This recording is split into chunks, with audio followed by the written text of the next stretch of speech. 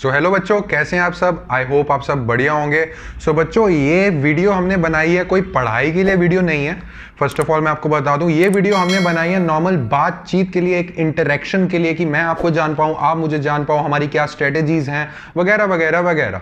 ठीक है, तो इसमें थोड़े बहुत इश्यूज हैं, थोड़े बहुत चीजें हैं जो मैं डिस्कस करना चाहता हूं आपके साथ। ठीक है, उसमें से फर्स्ट चीज जो मैं डिस्कस करने चाहता हूं बच्चों, मुझे ना बहुत सारे मेल्स और पर्सनल मैसेजेस आ रहे हैं इंस्टाग्राम पे कि सर 2 चैप्टर्स हैं। मैंने पूछा कौन से चैप्टर्स बताइए। आपकी स्क्रीन के सामने ना 2 चैप्टर्स बने आ रहे हैं बच्चों, इस पे पढ़ो क्या लिखा हुआ है। इस पे लिखा हुआ है chapter number 4 process and bases of accounting और चैप्टर नंबर 5 अकाउंटिंग स्टैंडर्ड्स।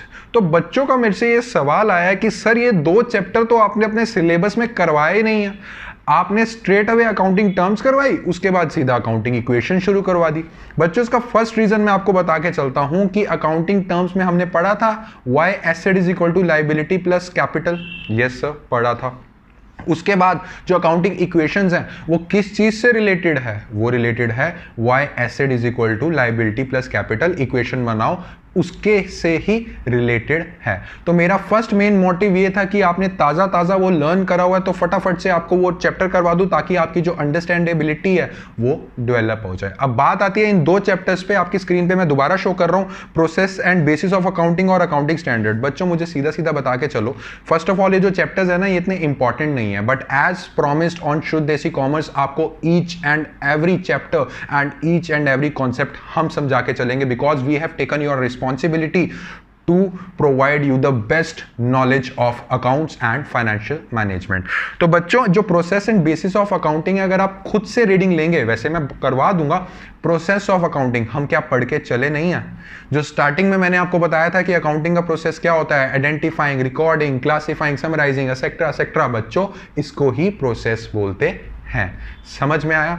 और दूसरी चीज अकाउंटिंग स्टैंडर्ड्स। बच्चों ये जो अकाउंटिंग स्टैंडर्ड्स हैं, ये आपकी क्लास के लिए अभी बहुत बड़ी चीज है, और आपकी बुक में ये सिर्फ 3-4 पेजेस का दिया हुआ है, सिर्फ इसमें बताया हुआ है कि अकाउंटिंग स्टैंडर्ड्स क्या होते हैं। नो नीड टू वरी, इसका मैं एक अलग से 5-10 मिनट्स का सेशन बना दूंगा अगर आपको, क्योंकि नॉलेज लेना बहुत जरूरी है, अकाउंटिंग स्टैंडर्ड्स की नॉलेज होना बहुत जरूरी है। चाहे अभी +1 में और बीकॉम में तो है ही नहीं है चैप्टर, चाहे अभी +1 में सिर्फ डीप में मत पढ़ो, बट ऊपर से नॉलेज लेके चलो।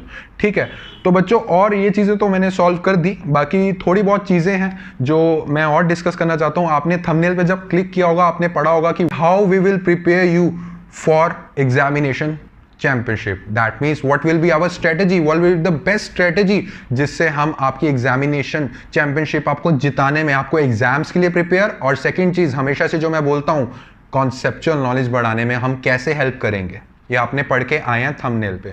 बच्चों इसका मेन सोल्यूशन जो मैं समझ के चलता हूं is regular classes. For your kind information बच्चों, मैं ऑफलाइन क्लासेस भी प्रोवाइड करता हूं एंड मैं कोचिंग देके चलता हूं economics, business studies, financial management और अकाउंट्स की। द रीजन मैंने क्यों चुना, व्हाई आई चोज कि मैं सिर्फ अकाउंटिंग के सब्जेक्ट, मैं सिर्फ अकाउंट्स और फाइनेंशियल मैनेजमेंट, क्योंकि फाइनेंशियल मैनेजमेंट थोड़ा रिलेटेड होता है अकाउंट से, सिर्फ उसकी वीडियोस पोस्ट करके चलूंगा ताकि मैं रेगुलर क्लासेस दे पाऊं। जी हाँ, ताकि मैं रेगुलर क्लासेस दे पाऊं। बच्चों मैं बिजनेस स्टडीज, इकोनॉमिक्स और दूसरे सब्जेक्ट्स जितने भी हैं उनके सबकी क्लासेस देना अगर शुरू हो जाऊंगा, तो मान लीजिए चैप्टर नंबर 1 अकाउंट्स का आधा आ जा रहा है, आधा 1 हफ्ते के बाद आ रहा है। That is not my cup of T. पढ़ना है तो अच्छे से पढ़ो, पढ़ाना है तो अच्छे से पढ़ाओ, यही मेरी फिलॉसफी है।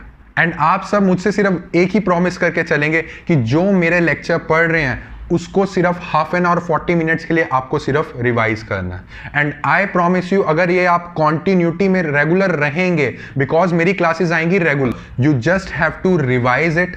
और कोई भी, मैं हमेशा हर वीडियो में बोल के चलता हूं, कोई भी डाउट है, you need to comment in the comment section, और you can also personally message me on Instagram, we will reply you as fast as possible.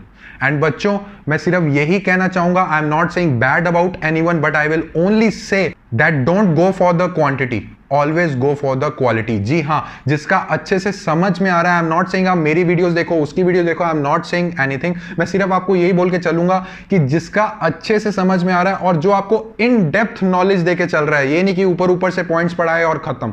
In depth, जब तक आपको व्हाई, वेयर, व्हाट हाउ, इन चीजों के सवाल accounts में नहीं समझ में आएंगे बच्चों, आपको आगे भी अकाउंट्स नहीं समझ में आके चलेगी।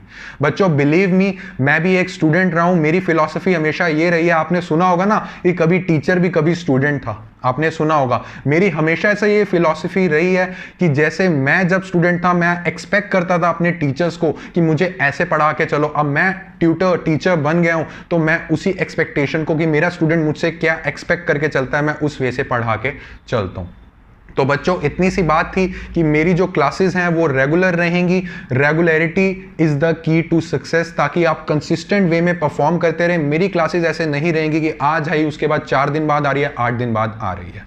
तो बच्चों मैंने सिर्फ यही आपसे बात करनी थी। And talking about +2 and MBA, उनकी भी सीरीज अब बहुत जल्दी शुरू होने वाली है। And I will make sure कि +1 और BCom की जो क्लासेस चल रही हैं वो रेगुलर क्लासेस वो इफेक्ट ना हो। मैं ऐसे डिजाइन करके चलूंगा कि रेगुलर क्लासेस +1 +2 BCom MBA सबकी आए, ताकि सब एक रेगुलरिटी में चलते रहें। एंड आपको कोई भी डाउट होता है do comment in the comment section. तो चलिए बच्चों, बहुत अच्छा लगा आपसे बातचीत करके। अब हम मिलेंगे बच्चों नेक्स्ट लेक्चर में, तब तक अच्छे से रिवाइज कीजिए। Happy learning, thank you.